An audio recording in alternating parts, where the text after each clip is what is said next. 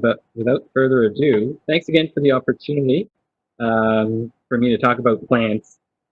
Obviously, it's one of my favorite things, and I do really enjoy sharing the knowledge of plants and how to get to know them and develop relationships with them because it is so vital to forest stewardship, to so many things. So here, technical issue. Do that. So the first thing that I'm going to go to is the Acadian forest region's names. So we're trying to get to know plants. It's good to know a little bit of context beforehand. Where are we? What is this place all about? So I'll just touch a little bit on that. So the Acadian forest region's names and also its natural history. And then I'll go over plant identification 101.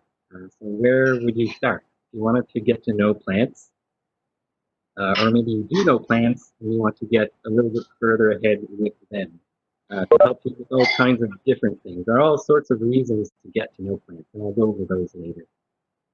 And then at the end, I'll go over some species of interest.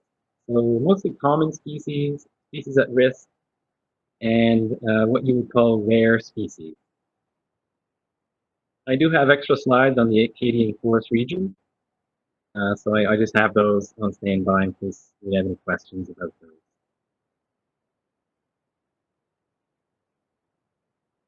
So before we go any further, this is what is generally considered the Acadian forest region. So it encompasses the Maritimes, a small band of Quebec, and then northern New England and a little bit of northern New York State as well. The names, the first name that we know about is Wapanekari, and then New France or Nouvelle France in French.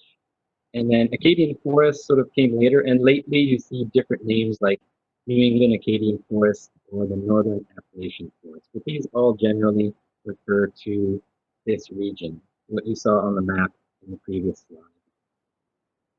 Now the first one, Wapanekari, refers to the Wapanaki Confederacy.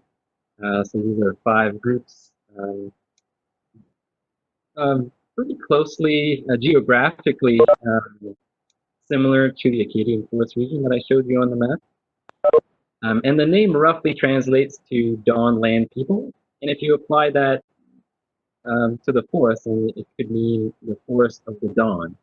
Of course, referring that we are on the eastern coast and the sun rises right here. And then later on, the name Acadia came up. It's disputed where this name comes from. There are explorers in the 1500s that put the name Arcadia on the map, which in Greek means idyllic place. There's even a place in Nova Scotia called Arcadia, and it's based on that also. And then later on in the early 1600s, Champlain and Henry IV, they both use l'Acadie, different spelling, on different maps. And then from there, it was not set in stone, but more or less, that's what people have referred to it ever since. There is some potential influence from the Mi'kmaq language suffix, Acadie, which means place of abundance. So that may have been communicated between some of the explorers and the Mi'kmaq when they first met. And so there's definitely a possibility there.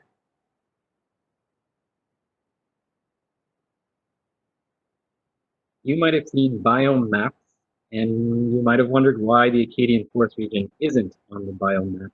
And that's just simply because it's at a slightly finer scale than most of these large biome maps.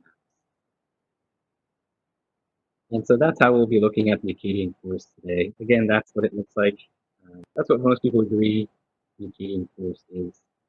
And further to what it is, I'll go over a couple of details that make it unique globally. So one of the most common things people will say about the Acadian forest is that it's a combination of the boreal forest and temperate hardwoods from the south. But there's much more to it than that.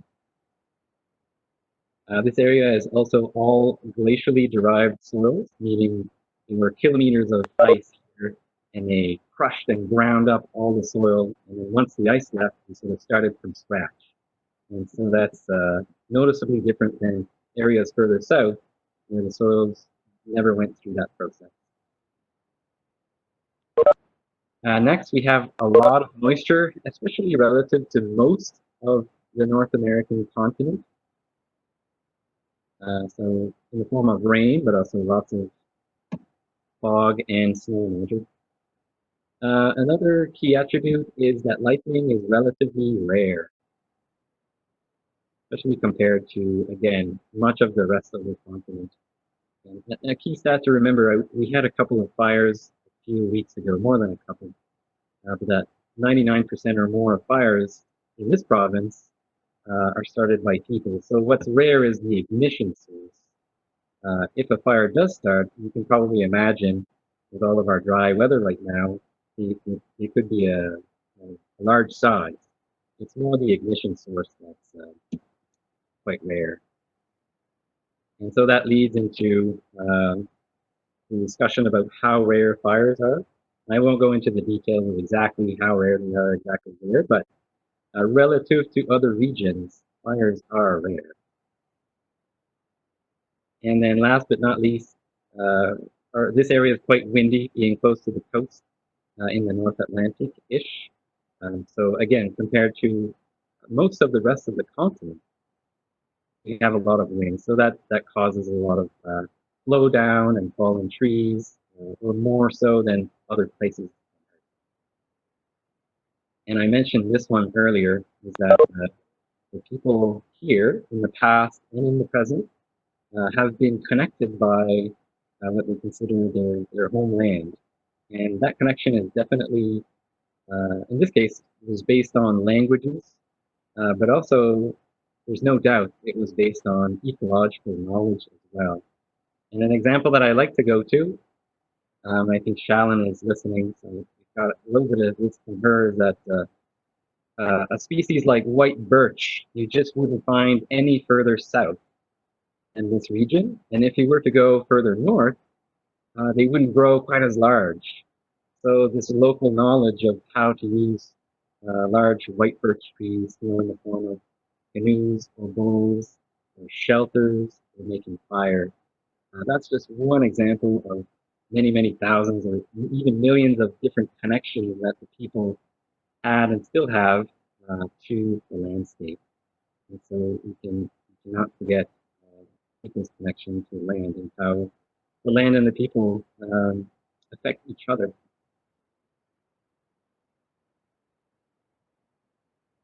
And so how do we define the geographic boundaries of the Acadian forest region? More or less, it's with oceans and mountains, and then to the south, warmer climate. So you start to see significantly different ecosystems and plant diversity further south. And same along the mountains, and obviously the ocean is totally different. And so that's how we generally map out the Acadian forest region. To the north, there's the boreal forest, often described as being dominated by conifer trees like spruce. To the south, deciduous forest, where it's warmer, or often better soils, so we get a lot of deciduous tree diversity. To the west, and probably the most similar to the Acadian forest region, is the Great Lakes St. Lawrence forest. This ecoregion is a bit more continental and has slightly different suite of species, but it's very similar. To the far south, there's Atlantic coastal plain, and then to the far north, there's the Arctic alpine flora or biome. So these areas all have their specialist plant species. However, the Acadian forest really is a mix of all of them put together, right in the middle. So now that we have a little bit of geographic and ecological background, I'll go over some basic plant identification. So why are we trying to identify plant? What's the point? Well, in this context, for this talk, it's to know forests as well as possible, so that we can take care of the forest as well as possible. The better we know it, it's sort of like a friend. You know, if you know their birthday and you know maybe what they like to have for their birthday, so it's chocolate, and you give them that, and that relationship is really strong on both sides. And so it's the same thing with the forest. The better you know it, the more you can take care of it. Another reason is to report species that help with conservation. And so there are species who are sort of on the edge of survival. And so if we can report those, know more about those, and we have a smaller chance of destroying those, and in turn, destroying the habitats and ecosystems that support us. And third, and it's probably the greatest for me, it's for fun. Identifying plants is fun. It's kind of like collecting, you know, most people have collections of some kind. Plants, you can certainly do that. Get a nice list of different plant species that you know and you've seen. Yeah, lots of fun things you had. Next, you can eat some of them. And you'll be learning about that in a few weeks. And another reason is you can avoid some of them. I'll be doing a slide on poison ivy later on. So these are my two motivational speech slides. Basically, what I'm trying to say here is that anybody can learn plants. And although these next 4 people or 5 people are not anybody, they're still, you know, people you would just consider normal. They're not obsessed by any means like you might think I am, which is fine. So first we have a reverend from Digby. We have a vet from New Brunswick. And we have a couple of former forest contractors in southern Nova Scotia. And then a guy who's going to give a talk in a few weeks, a trail coordinator slash, he's also a pretty good writer. But they've all sort of delved into plant and other species identification, and they've done really well. They've excelled. They're all sort of fueled by the passion for conservation, and they've all made really incredible waves in the conservation world slash forestry world. And so what I always say is, you know, they've got full-time jobs and they're doing a little bit of this on the side. And so I always invite anyone else to try the same. Now, do you need to know plants? The short answer, in my opinion, and I'm definitely biased, is yes. It's really hard to care about plants and the environment around you if you don't know anything about it. It's still possible, so that would be the longer answer. But there's definitely a positive correlation between plant knowledge or ecosystem knowledge and one's ability or passion for the conservation of the world around us. And that relates a little bit to what people have called nature deficit disorder. So the more you know, the better off we might all be as a collective. And the next question might be, which ones? We have around 3,000 species of plants in the Acadian forest region. Some are native, some are exotic and brought in. But that can seem really overwhelming. Yeah, and who has time for all that? The good news is that within the context of forests, which we're talking about today, they generally make things fairly easy, or relatively anyway. So there's a relatively small or manageable number of plant species that occur in many common forest types. And the proof is in this photo right here. This is an old growth hemlock forest. And there's hemlock, spruce, and I think that's it. And we're not covering mosses or liverwort. So all you need to know for this ecosystem right here is true plant species. And you've got them all. And so forests are really good like that. There are reasons behind that. They're heavily shaded, and so that tends to be a bit of a stressor for a lot of plants. They just can't survive in those conditions. And I'd say that's probably the main reason why you have less of plant diversity in some of our more common forest ecosystems. It's not to say that they don't have a lot of rare species at time, but it's just to say that they're quite manageable. So some general advice going in, if you're trying to learn plants, is at first it's good to stick to common forest types like conifer or hardwood uplands. If you can, stick to the same kind. So if you have a lot of spruce forest on your land or in your area, then just visit a whole bunch of those, and you'll start to see all the common plants show up consistently. Next, you could get to know the most common species first, and then expand to less common species. So you sort of try and get the noise out of the way so you can focus on species that might actually indicate something about the site that you're visiting. And we'll go over some of those species in a few slides. Next is make use of your local experts. And so I've got my own email address there, so anytime just send me a photo of a plant. I'll do my best to identify it. And last, certainly not least, and we'll go over this too, is use technology to your advantage. It's amazing what we're capable of doing these days. So today we're going to go over the iNaturalist app. We'll see just how easy that is. So next we'll do the iNaturalist app. So if somebody does have the app, and you did create an account, and you did take a photo of a wild species, then you can follow along these slides. We'll try not to go too fast so that you can potentially identify your species. So iNaturalist is an app. It uses artificial intelligence. That sounds pretty big, but it's really just you have computer algorithms that look at photos of plants and try to look for patterns. And so when you give it your photo, it tries to find similar patterns so that it can associate your photo to a species. And so the more photos are banked or contributed to iNaturalist, the smarter the app gets. So the more likely that your plant species can be identified correctly. So beyond the artificial intelligence, there's a like-minded community of biodiversity enthusiasts on there.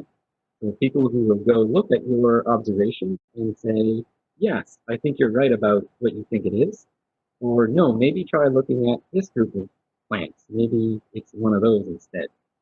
And so everybody's really, in my experience, everybody's really open-minded and friendly, and it's just, it's a really nice community to be a part of. So that's what the app looks like on your phone. And we'll start with the screenshots. So this is what the app looks like on my phone. When I open it up, you just see a list of observations that I've made recently. So the last one that I reported was broadleaf goldenrod. Before that, northern Fern. So let's try adding a new observation. We'll press the plus button at the bottom right. And again, I think, yeah, I'll be sending these slides around. So if you fall back, you can always use these slides later and try again. Then we're going to choose the image. I've already taken the image. And just a side note, most cameras or most phones these days, when you take a photo, it also records your location. And so it'll know where the photo was taken. So you can take all kinds of photos, come back home or at work, and then you can upload them. And the camera and the GPS will have done the job for you. So we'll choose an image. In this case, I took this picture of a mystery plant 2 days ago. So I select that one. So next up, so we have the photo uploaded. And next you see this question mark in a box. And it says, what did you see? And you can view suggestions. So we click on that. And then iNaturalist does its magic. And bingo. And actually, its top suggestion is exactly the right species. So it's that easy in a lot of cases. I'd say about half the time. If you have a good photo of a plant and you have leaves and flowers, half or even more than half the time, it will get the right species on the first try, which is kind of amazing. I feel like I'm going to lose my job pretty soon to robots. So we know this is it. If you didn't know that this was it, you're just starting to learn, you could shop around, look at the other species. If none of them make any sense, and this one does make a lot of sense, especially it says it's been seen nearby, then you can feel confident clicking on this one for now. Now remember, you're not writing this in stone. This also has to get confirmed by one other person. So you can just put it out there and see what people say, even if you're still not sure.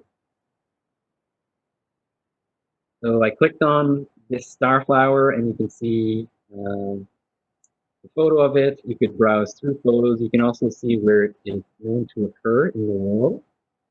And I'm pretty confident this is it. So I'm going to say select. So next, so we have the species. Next, if you wanted to fill in any notes on it, or if you wanted to say the habitat or how many you saw, that would be the place to do that. Like I said, when you take a photo with your phone, it already has the date, the time, and the location. So I was near Canning, Nova Scotia. The next two are fairly important to look at. If you do take a photo of something and you don't want the whole world to know about it, that's okay. You can just click on location visibility and choose another option other than open. I think the other option is private. And so only you will be able to know exactly where you saw that.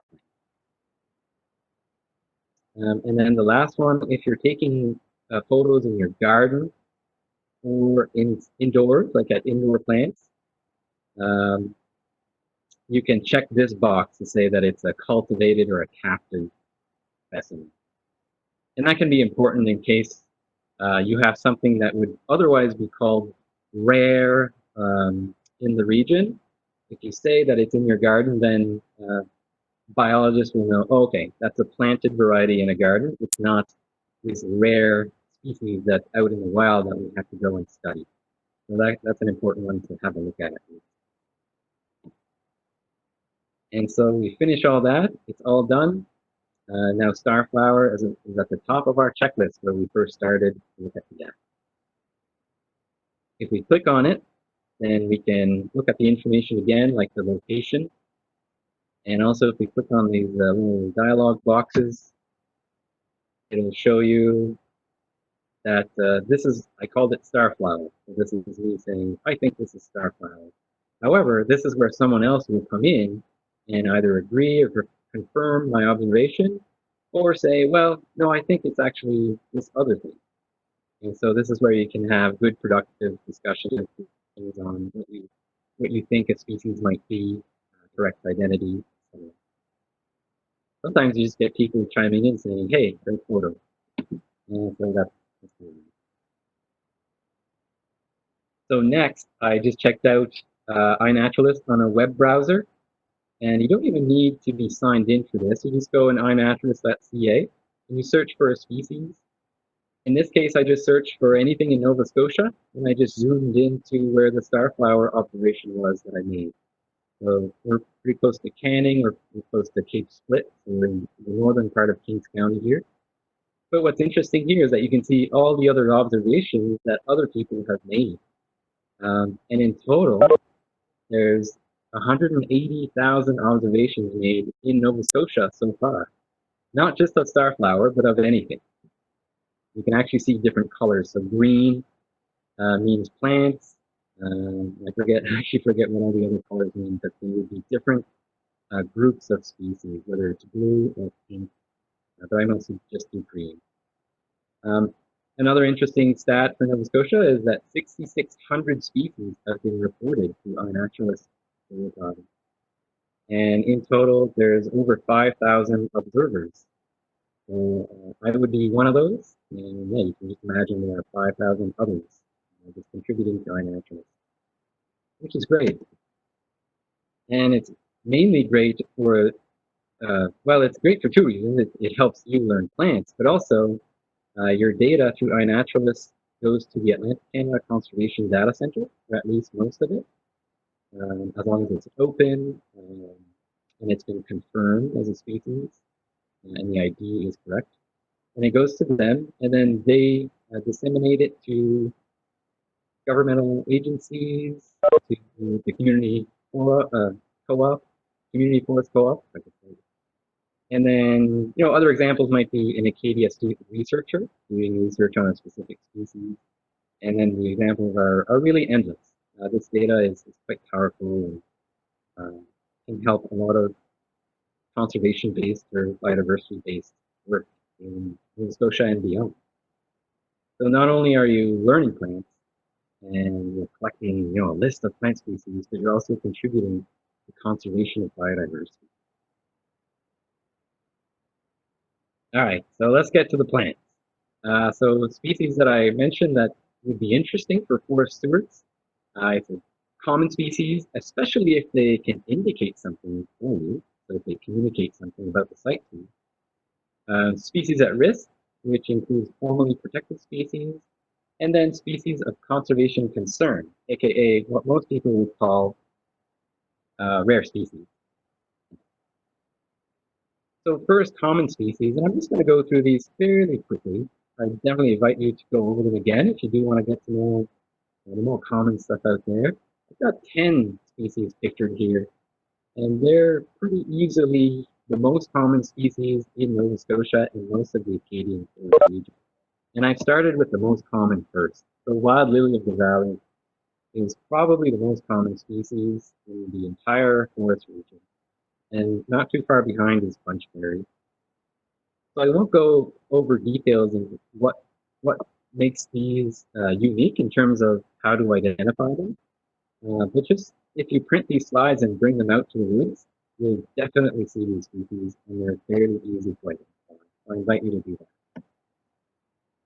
Other really common species is like the starflower that we just went through, twin flowers, blue-bead lilies, which later on in the year have those they look like blueberries, but they are not at all blueberries. Sarsaparilla, teaberry, which has really thick leaves, and if you break the leaves up, they smell like mint. Bracken fern, like your most common fern. Evergreen wood fern is another really common fern, and then partridge berry. So these are really common species, and they're really good to know. However, they don't tell you a whole lot about a forest. They tell you that you're not in the Sahara Desert. They tell you you're not in the ocean. They tell you you're in a forest. So they do have value in terms of you get to know them, so then you can move on and get to know less common species or indicator species. But otherwise, in terms of what they communicate to you, not as much as other species. And so we call those species that communicate more to you indicator species. So they indicate to you something about the site or ecosystem that you're in.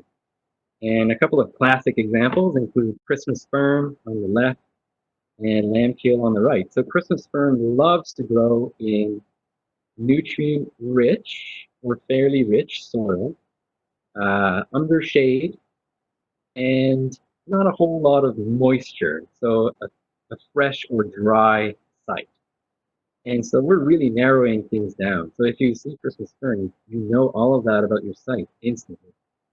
And on the other hand, lambkeel would indicate either wet to moist or dry soil that are very acidic. So not a whole lot of nutrients in the soil.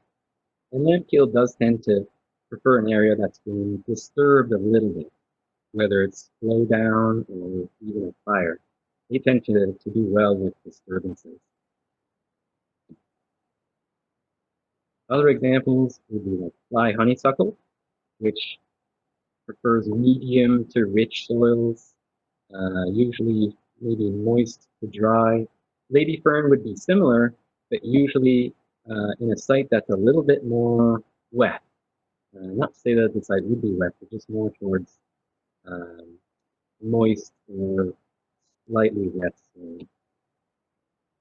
Nunuk fern and beach fern also indicate medium to or medium rich soils, usually under hardwoods.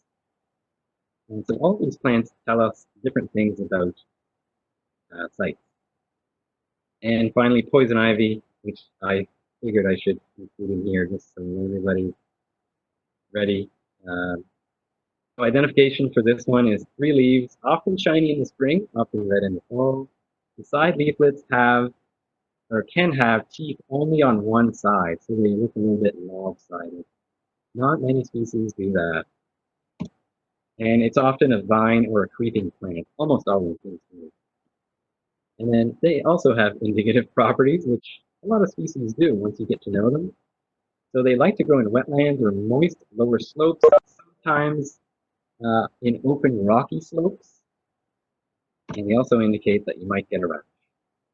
So I thought I'd throw that one in there just because usually people are pretty interested in that.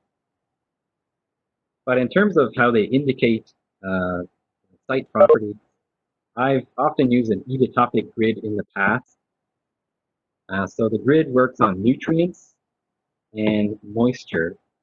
And you can see right away where I would typically place Christmas fern and land kale. And they're pretty far apart. So if you find one or the other, you're learning very different things about a site or an ecosystem. And so a lot of plants, beyond the really common ones that we just went over, a lot of plants will place somewhere on this edotopic grid. And some of them will be much narrower, while others will be a bit more broad.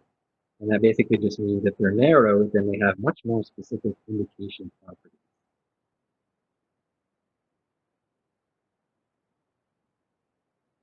And you might have noticed that I've talked a lot about ferns. And so this is something I can send out with my slides later on, is that a long time ago, I came up with a very general, easy to use fern guide for Southwest Nova Scotia. It more or less applies to the whole province. It doesn't really include very rare ferns. So if you find something that doesn't quite fit in the keys for this guidebook, then you might have something rare on your hands. But for the most part, this guide's pretty easy to use, and ferns are really good indicators of sites. They're probably the best group of plant species for that. And there's only about 30 or 35 of them. So if you learn all of your trees, then you learn just about as many ferns, and you're in pretty good shape to be able to read the forest. Next, we're going to go over species at risk. And so I've already crossed out the ones that generally occur in open wetlands. And as you notice, that's most of them. So that's the good news. If you manage open wetlands or just wetlands in general and you have some on your property, then yeah, it's generally a good idea to leave them be, let them function as they would, because you do tend to get a lot of rare species and even species at risk in them. But for this talk, we're going to focus on forest or woodland species at risk. And the first one, and maybe the most challenging to identify, is black ash. And so the next few slides, I'll go over how to identify that one with confidence. I get so many reports of black ash, and they're almost never black ash, unfortunately. So with black ash to the left and white ash to the right, the differences in leaves, I think there's 4 that you can look at readily. For black ash, it has the leaflets have no petioles. So where you're looking right here, it's just leaf and then stem, and nothing in between. Whereas the white ash, it's leaf, and then there's this little narrow section before the stem. Black ash has fine teeth throughout. You can sort of see them a little bit here, but if you were to look closer, you would have fine teeth all the way from top to bottom. Whereas white ash has really coarse, rounded teeth starting about halfway. So that's fairly consistent. The leaves are narrower, you can tell just by comparing these 2 photos, especially the terminal leaflet or the leaflet at the tip. It'll be just like all the others for black ash, but in white ash, it tends to be sort of ballooned. They're quite big, wide. And then the underneath of the axil, so basically where the leaflet meets the stem, is going to be hairy for black ash. And for white ash, either not hairy or not very hairy at all. The black ash is really obvious. And so those are the differences when you're looking at leaves. Next, we can look at buds. So for white ash, we often see a blunt tip and more of a milk chocolate color. I've mentioned chocolate twice.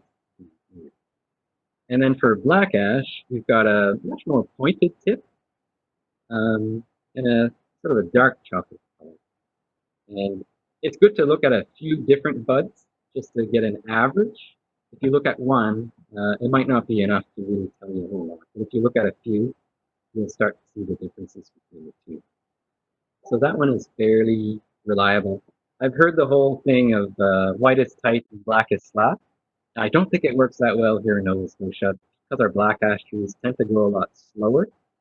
And so black ash tends to have these lateral buds right here, fairly tight to the terminal bud. And so you see the same thing in white ash. So it doesn't quite apply as much here. I wouldn't use that in this area. And then in terms of bark, the main feature that you're looking for is for white ash, you always have really strong furrows, so these lines up and down. So this is an example of a upland white ash, but sometimes you'll find wetland or swamp white ash where the bark is a little soft. So you start thinking, oh, is it black ash? But no, as long as you see furrows, these lines that are consistently you can consistently see them up and down. You can follow them for a while, and you're looking at white ash. If you can't, you see these short lines that sort of end with this black ash. If that's all you're able to see, and otherwise it looks really corky and very soft to the touch, then that would be a black ash tree. And so I know that this at the bottom right really gets a lot of people because the bark does get a little soft. But as long as they're seeing those vertical lines, it's white ash. Next is rock rose, which isn't really a forest species, but as you can tell from this photo, it does occur next to or adjacent to forests, especially pine. But if you know of anywhere with lots of dry sand, then basically you look for a small plant that flowers at the end of June with these really big fan-like yellow 5-petal flowers. This one's quite rare. It's mostly found in the Annapolis Valley near Kingston, but there are a couple places in Queens County that it is also found. Eastern white cedar, I won't go over that one too much because it is everywhere. A lot of people plant it, so most people know eastern white cedar. It has, again, similar furrowed bark, but a darker brown ash trees, and the needles aren't really needles. They're quite soft. So that's how they obviously differ from other conifer trees. They like subacid swamps or seepages, and that might be why it's rare in Nova Scotia, is where our soil is a bit more acidic. And its distribution is from Yarmouth to Cumberland counties, never too far from the Bay of Fundy. There are some people who believe that it was found in Lunenburg County too, and that's possible as well. Next, we've got Ram's Head Lady Slipper. So basically the habitat for this is if you're within sight or really close to exposed gypsum. So that's that flaky white rock that you can see, for example, off the highway in Windsor. If you see that, there's potential for Ram's Head Lady Slipper. And more specifically than that, it does like to grow under hemlock or poplar forest, which is what I've been able to determine the last couple of years while doing research on it. So if you're not sure you have found Ram's Head Lady Slipper or not, what you look for is a plant that's generally less than 20 centimeters tall. It's quite small, and flowers that are purplish. There are no other lady slippers that have these two characteristics. We have a lot of I get a lot of emails of people sending me pink lady slippers or white lady slippers, and as beautiful as they are, they're extremely common. But it's nice to see people appreciating plants anyway. So that's always what I say. All lady slippers, especially orchids in general, are quite special from an ecological perspective. They're really nice to look at. And then that sort of leads us into rare species. And so with Ram's Head Lady Slipper, it's a really great example of how if you find it, you'll almost always find a whole bunch of other rare species in the same habitat or the exact same location. And so the next few photos are just other species that I was finding with the untitled slipper. And so the lesson there is, before we get into um, rare species, is if you find one rare species, it's really good to start paying even more attention than you were before, because rare species tend to grow in bunches. And there's all kinds of ecological theories behind that, but it often works that way. So species of conservation concern or rare species, and I think I've only got a few minutes left here. We're getting close to the end. So these are species that are not formally protected through legislation, but they may be in the future. They're close to that line where we might consider them officially protected. In general, if somebody does use S ranking, they're S3 or rarer. So S4 or S5 would be really common species, and S3, S2, S1 would be rare species. And so you generally have fewer than 80 locations for a species in a province or state for it to be considered S3. So the following species that I'm going to go over, I think I've got 6 in all. I try to focus on forest-dwelling species and species that occur or might occur in the Midway Community Forest Belt. But depends where you are and what kind of habitat that you're investigating or looking at or interested in. Each area, or region, or location will have different species that you might want to look for or that might be possible. So Downy rattlesnake plantain is one species that I've been finding more and more, especially in the wilderness area next to the community forest core. So this one has really obviously contrasting green-white leaves in a rosette, like the green color that these leaves have. I don't think I've ever seen in any other species. And it's usually found in old Acadian forests, often old growth forests. So that's what makes this species special, but also might indicate why it's so rare, because old forests make them less rare. Another one is cancer root. It's found in Keji and just outside Keji, so it is one that we could find in the Midway Community Forest. They kind of look like pale upside down pineapples, is what one person said to me once, and it stuck. They flower in June, and they're always growing under red oak trees, and that's because they have a relationship with red oak roots that they depend on to be able to survive. Another one is bog fern, which I have found in the community forest. It always grows in sphagnum, but always underfoot. And then if you go through the fern keys that I mentioned earlier, you would call this fern twice cut. So that's how many times the leaves are divided. And then the last smallest leaf unit, the vein in it is unbranched. So that would be in the keys. If you want to learn this fern, that's where you go from there. Southern twayblade has been found around, I don't think right in the community forest, maybe I know. But it has 2 opposite loony-sized leaves. The flowers look just like red snake tongues, and it's always in sphagnum in forest. Another is panicled hawkweed. It looks like a lot of hawkweeds, but once you look closer, you'll notice that the stem is really leafy, and that the flowering part of the plant is really branched, which you can see in this photo here. This branches over and over again until it gets to the flower. Another one, which has only been found twice, but really close to the edges of the community forest, is slender woodland sedge. For this one I just said, it's green and skinny. And I just included it in there just to show how far you can get with plant identification. The sedges and grasses are definitely, I don't know if I want to call it the pinnacle, but some of the more challenging plant species. But those groups also have species of conservation concern, just as worthy of our attention. So a quick summary. I think I'm 10 minutes overdue, but we're pretty much done.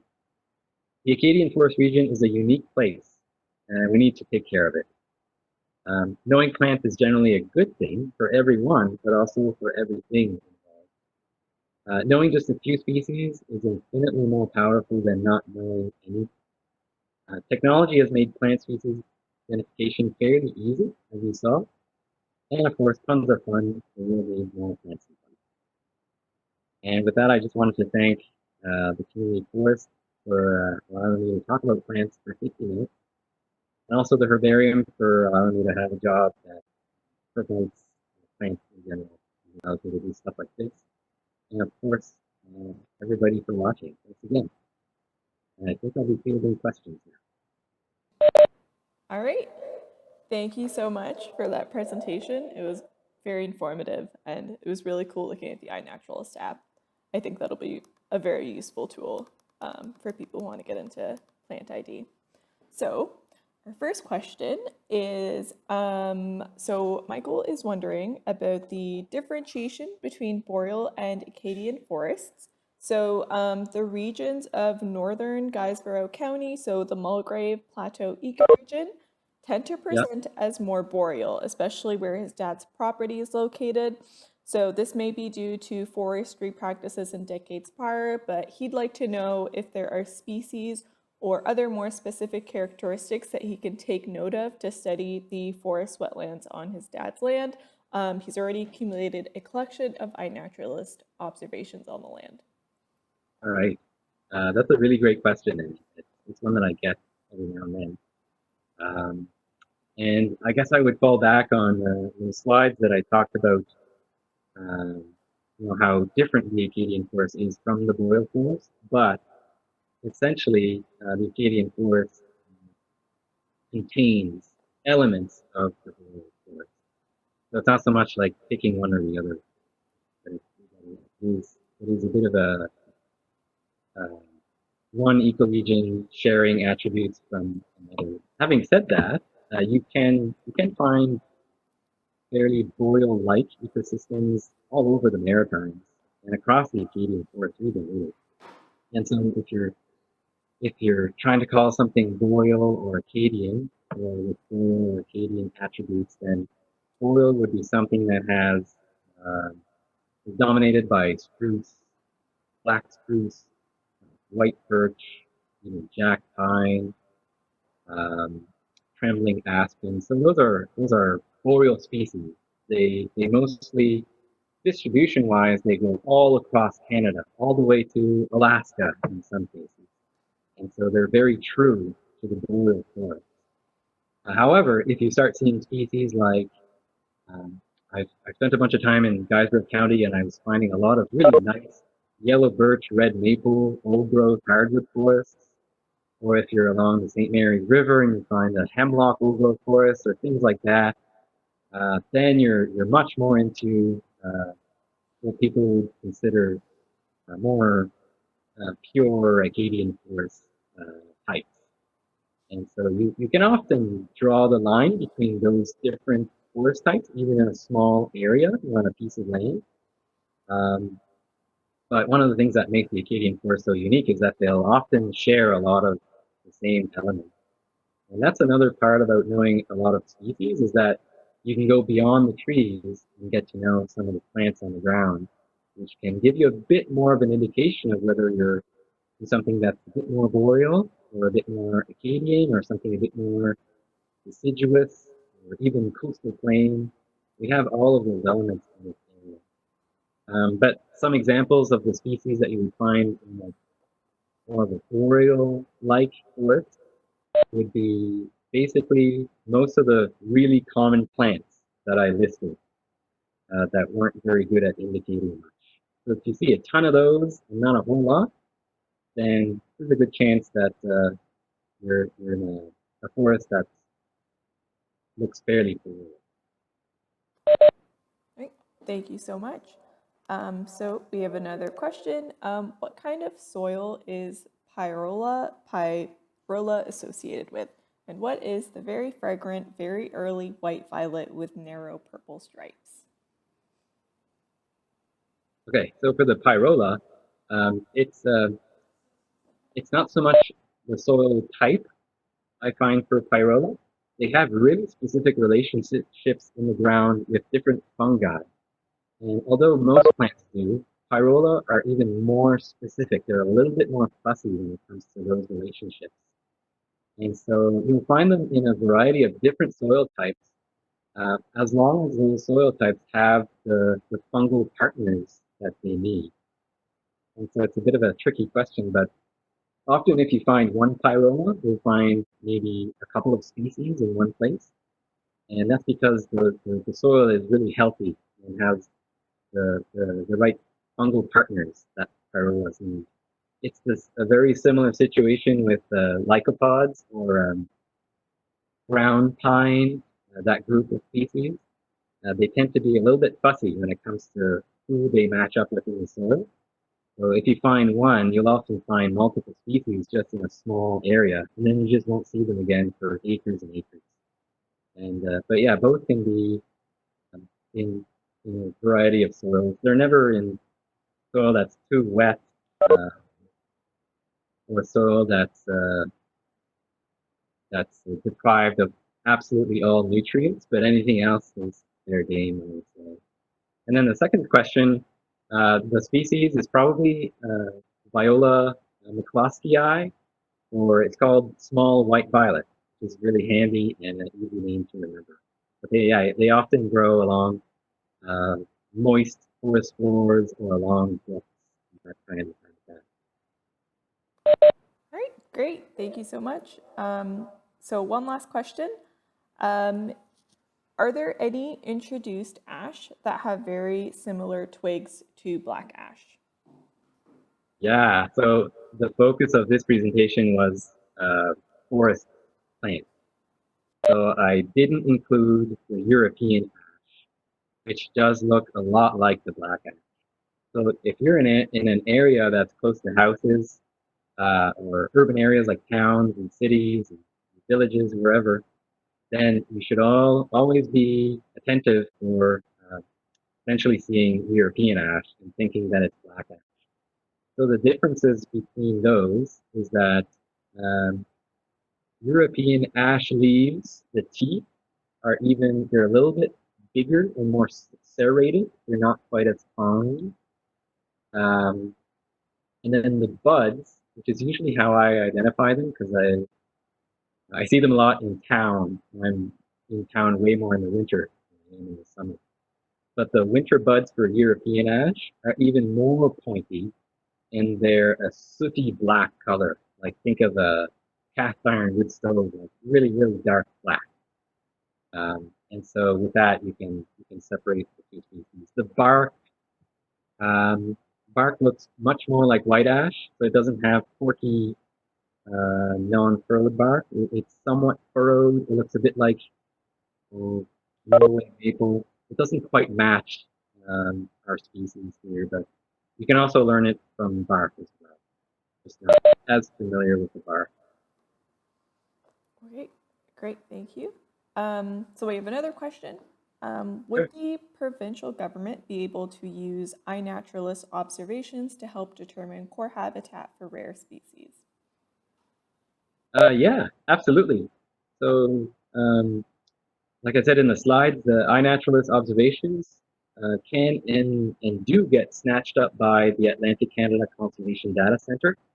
And so they try to be as careful as possible in absorbing these records to make sure they only take records that are valid, correctly identified with locations. And so the Conservation Data Center does a good job of that.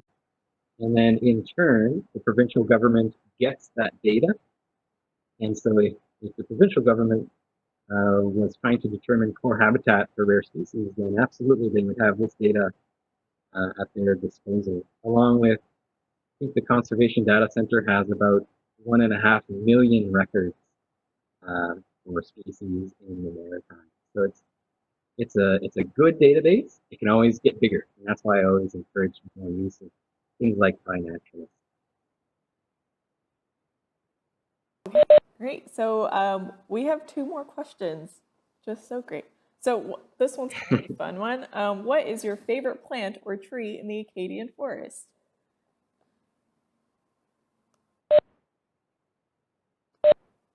Oh, jeez. Well, it's like choosing your favorite child.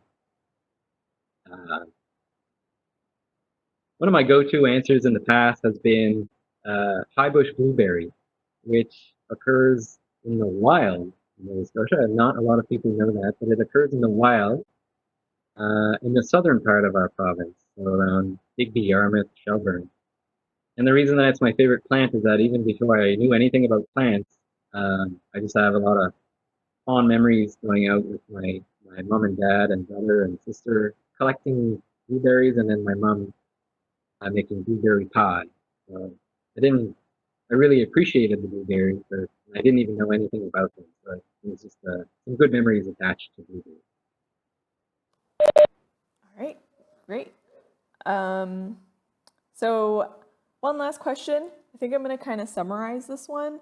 Do Yeah, you have any thoughts about how climate change will affect species at risk and plants in Nova Scotia, especially considering rising sea levels and disturbances through clear cutting and forestry practices? yeah. Um, that's a really good question, and it's one that I don't think we've studied enough. Um, Climate change is going to have probably a severe impact on our forests. And we don't know exactly what that's going to look like. We have an idea. There have been a few models that have come out. Species like black spruce. Some of those more boreal species, they would eventually run out of room just because the climate wouldn't be quite as good for them. They just wouldn't survive. We don't know exactly how long that's going to take, and that just goes back to just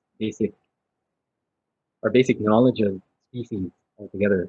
Uh, there's still a lot of pieces of the puzzle missing, but in that sense, um, yeah, it's a there's a big unknown. Is what I'm trying to get at.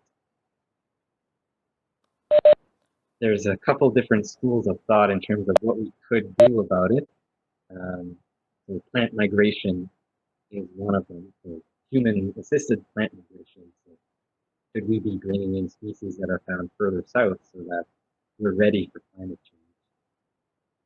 There are others who say, let the ecosystems do what they can.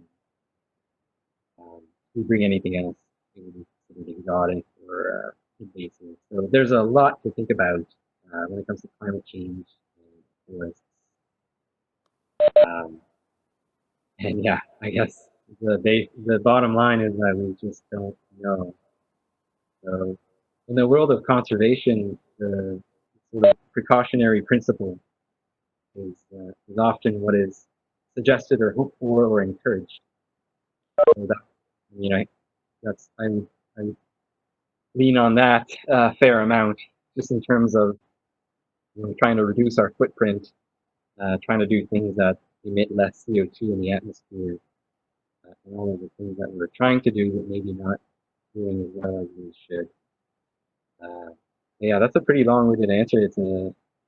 That's about 100 PhDs worth of research, probably way more. But yeah, things are probably going to get tough. And so the nicer we are to forest, I think the better off we'll be in the future. To summarize the answer. Yeah, it's definitely a complex situation, but Yeah, there's a lot of interesting research going on, definitely with assisted species migration and bringing in tree species that are more suitable to a warmer habitat, bringing them here and seeing if they'll grow better given climate change. But who knows? Hopefully, there'll be more research and more work done and kind of be able to mitigate some of the damage that occurs. But on that note, so thank you everyone for joining in. Thank you, Alain, for the great presentation. We have a lot more presentations and webinars throughout the summer. So next week, we have Dr. Robert Seymour, and he's going to be talking about irregular shelterwood management. We also have, if you're interested more in like species identification, we have another webinar on medicinal plant and wild food foraging. So that's kind of more on the species ID side, and that's on July 21st with Benna, Kyogo. But yeah, just look at the event page, and if you want to register, just email me and I can do that for you. All right. Thanks a lot, everyone. Thanks. Have a lovely rest of your day.